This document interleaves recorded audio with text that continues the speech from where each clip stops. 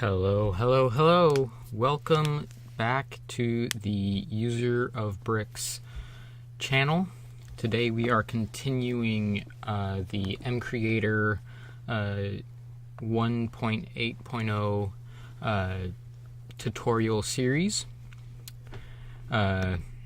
Today we will be working on the element of a block. If you remember last time, we did textures, and that is the basic step in making a mod.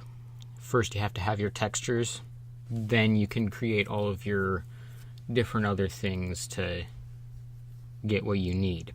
So today we'll be making a block. So you'll want to go to the green plus, the new element mod, not the new element, select block and type in your name without any spaces. And either click OK or hit enter. Here you can see a bunch of things about textures, hitboxes, and stuff like that. Yeah, so here the blue texture, let me import a texture to show what I mean, show some things. So desktop, why not? If no one knows, this is the logo to one of my mods. If you put a texture in the blue section, that will fill all of the textures. If not, you will have to input them all individually. It is good to always have a texture in all of these, unless you are using your own model. So yeah, this is very simple. Up here is the top of the block, the bottom of the block, and the sides. They do correspond with north, east, south, and west. But sometimes you have to fiddle around to figure out which side corresponds. Now, down here for texture type, there is fixed textures and single texture. Single texture is if you want all sides to be the exact same texture, which in that case you only need to input the red box. If you want to have different textures for different sides, choose the fixed textures.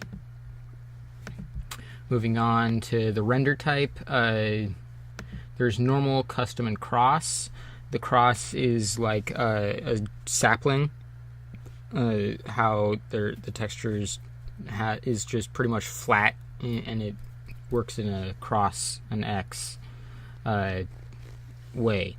You can also choose custom, which you can import an OBJ or JSON file. I recommend the JSON file. So yeah, and you can import from your computer and whatnot. Yeah, I haven't messed around with the OBJ file. As far as I can tell, JSON is the better way to go if you're using a custom model type. Transparency, this is if your block is see-through. It does not mean light can go through the block. It means you can see through the block. And there's different versions. There's solid, meaning no light goes through. Cutout means you have no pictures that are halfway transparent. With that you'll want to use translucent.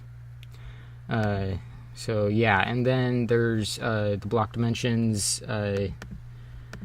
Each of these sets of X and Y coordinates are two corners, the opposite corners on a block, and Yeah, so if you want to create a lower slab, you'd want to go to the max y coordinate and type 0.25. Sorry, no, 0.5. That's a half slab. And that'll get you that. If you want a upper half slab, you'll want to go to the minimum y coordinate and type in again 0.5. Now you can change different things with that to do different things, but this is where the player will both hit the block and stop, and the black outline around the block, that's where that will be.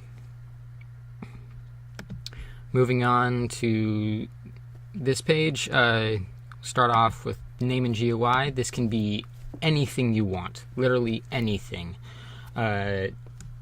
It doesn't pertain to anything but what you see in game through your inventory, a block's inventory, or the creative tabs.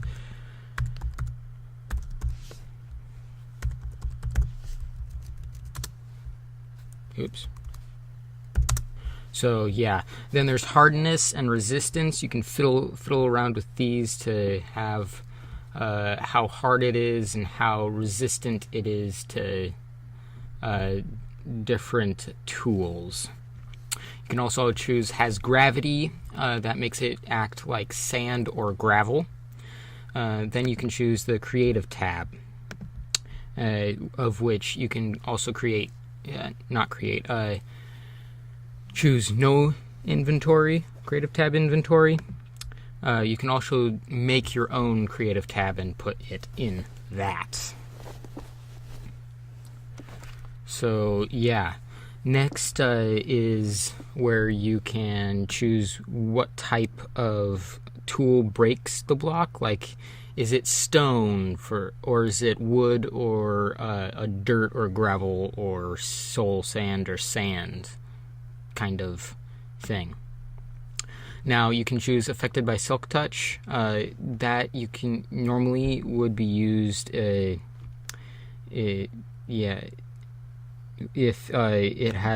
it doesn't drop itself, and for that you can choose whatever.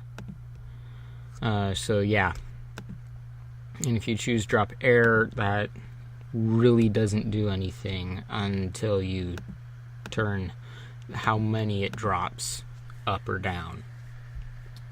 You can choose if plants grow on the block, so it'll act like grass. You choose if you want to walk through the block, meaning you can't jump on top of the block, you will just go right through it. You can also choose whether it provides power, like a redstone block. Then right here is where you can choose how much light goes through the block. So 0 would mean all light goes through the block. 255 is no light goes through the block, and then anywhere in between is just anywhere in between. So I'm going to leave it at 255. Then you can choose material. This, I believe, creates the sounds for when you break it, you're mining it, that sort of thing, and placing it. And then the sound on step is when you walk over the block. So yeah, and then luminosity, it can go up to 1 and anywhere in between. So it can't go over 1, but it can go below. And 0 means luminosity is how much light it gives off. So 0 is no light, 1 is a ton of light. And I haven't messed around with how much 1 is, but I am guessing that it is much more than like the redstone lamp or glowstone or the sea lantern. You can also make it unbreakable, so it'll be like a bedrock or a barrier block. You can also choose harvest level to break if it is not breakable. You can choose harvest level to break if it is able to break. Otherwise, this is just redundant and you don't worry about this. This can go really high or really low, all the way down to 0. 0 is you can break it with your hand. 1, I believe, would be would be stone and gold, and 2 would be iron, and 3 would be diamond. And wood would just be pretty much a faster hand, so you can break it, that sort of thing. I may be slightly wrong with that, but in vanilla Minecraft, it only goes up to 3, which is the diamond pickaxe. But you can make things that go above. You can make tools that break those and whatnot. So, moving on. Oh, right. If you say it doesn't drop itself, you have to choose what it drops. So yeah, you can choose spawning particles around the block. You can choose amongst all of the different particles. You cannot change their color. I don't know if they're going to change this in the future. I hope they do. Below that is the spawning shape. You can choose spread. It gives you a preview. You can do top, tube, or plane. So yeah, it's pretty nice. And this is block radius, I believe. So yeah, and then the amount of particles is, I believe, how many particles are in the air at once.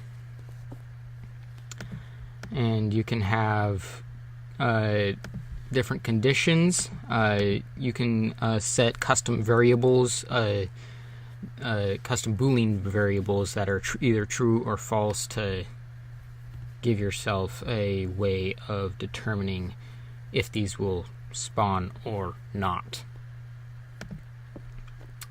Next is a block's inventory. You can make it hold items like a chest or a furnace or a crafting table. There's different things like the size of inventory, how many slots, max stack size. I wouldn't suggest going above 64 because anywhere above 64, no block or item can stack higher than 64. You can choose if the items are dropped when the block is destroyed. So like a chest, when you destroy it, all the items pop out of it. And you can disable that, meaning all the items just disappear, I believe, and are not stored in the block. I do not believe that they are. You can choose if it outputs comparator data.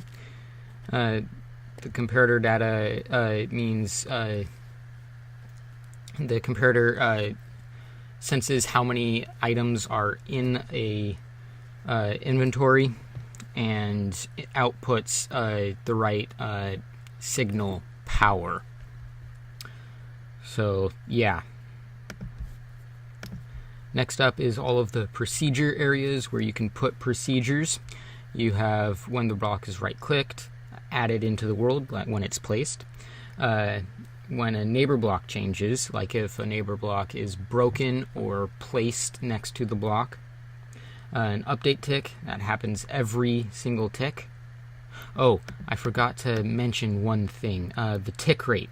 This is how many ticks per second.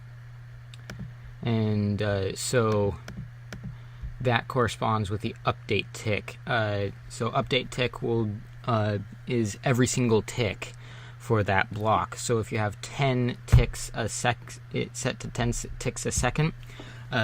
Every second it will run this procedure.